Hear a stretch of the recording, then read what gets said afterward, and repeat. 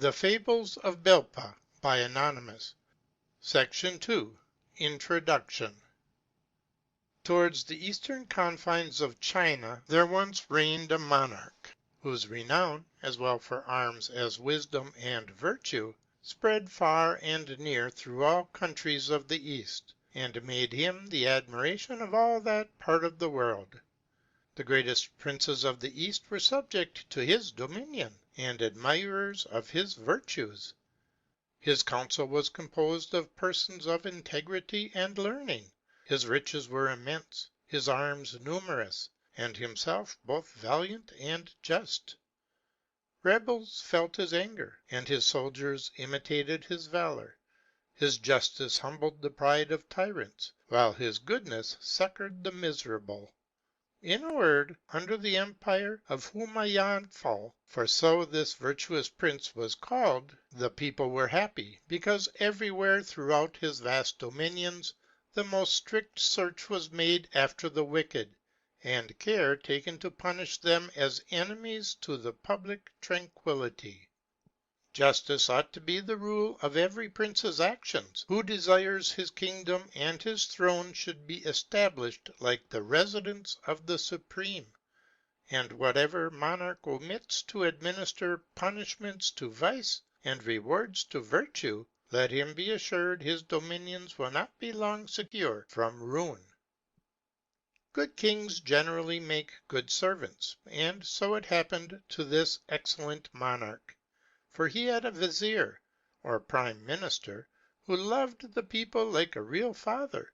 He was merciful and compassionate, and his counsels, like tapers, gave light to the most hidden secrets. His name was Nogestere, that is to say, successful counsel, and very properly was he so called, since by his understanding he had rendered the kingdom happy. The king never undertook any enterprise without first consulting him. He did everything by his advice, for he found that without it nothing prospered. It happened that once as the monarch, attended by his vizier, had been hunting, after the pleasure and sport of their exercise were over, the king was for returning to his palace. But the heat of the sun was so violently scorching that he told the vizier he was not able to endure it. To which the vizier answered, that if it was his majesty's pleasure he might go to the foot of a certain neighboring mountain, where he would be sure of cool shade and the refreshing breezes of the wind, and there they might pleasantly spend the heat of the day.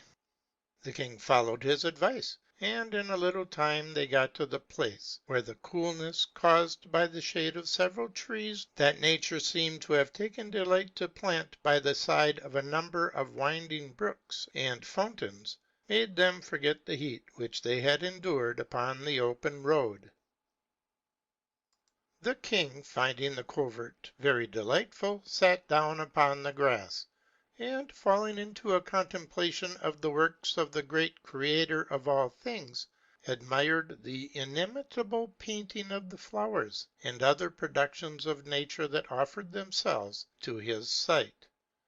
As he was, with this most laudable view, looking about him, he spied at some little distance the trunk of a tree, which the rottenness of the wood declared to be decayed and very old, in which there was a swarm of bees that were making honey.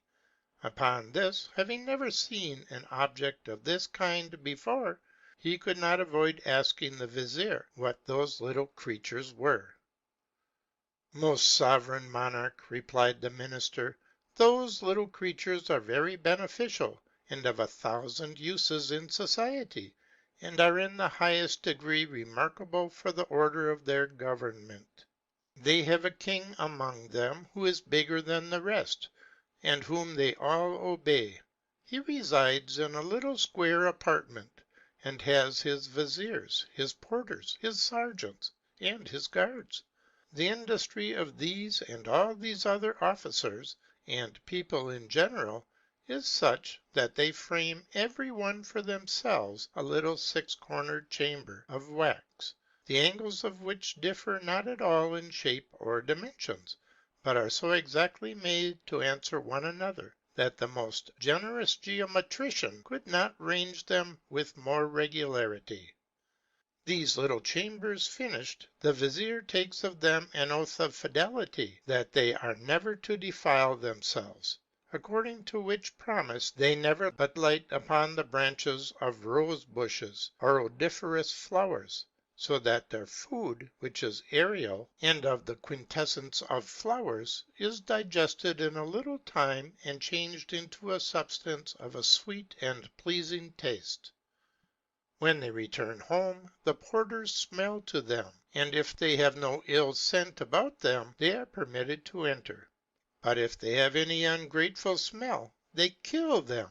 Or if they negligently suffer any one that has an ill scent to enter, and the king happens to smell it, he sends for the porters, and puts them and the offender to death at the same time.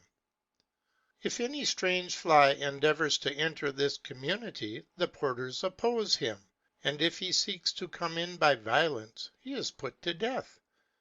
Historians also report to us, great Emperor, that Pwashti learned to build his palace, to have viziers, porters, guards, and officers from these little creatures. When the king heard the Vizier thus discourse, he went near the tree, stood still to behold the little animals at work, and after he had well considered them, declared aloud his admiration to see a society of insects so well governed. His Vizier, beholding him wrapped up in astonishment, addressed himself to him in this manner: "Sir," said he, "all this good order depends only upon the good counsel and prudent conduct of wise and able ministers, well affected to their prince, and lovers of the public peace. These are the persons that always preserve an empire in a flourishing condition. And whenever these things are mentioned, we ought to remember the strongest instance of this maxim ever known, which was in the conduct of the great Debshalem, who wholly entrusted the government of his kingdom to the good counsels of that miracle of wisdom, the Brahman Bilpa, insomuch that by the guidance of that minister he reigned in peace and the greatest prosperity and earthly happiness, while he lived, and dying, left to his posterity a name for ever to be remembered with esteem and honor." When the king heard him pronounce the names of Debshalem and Bilpa, he felt in himself the motions of a more than ordinary joy.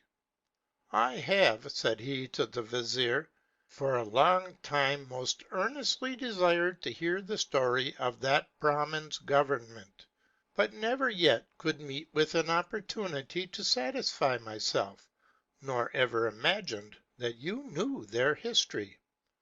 I am now more happy than I could expect, and desire you will immediately relate to me the story, that my kingdom may be established in happiness by the maxims of that venerable philosopher." On this command of the monarch, the Vizier thus entered on the history.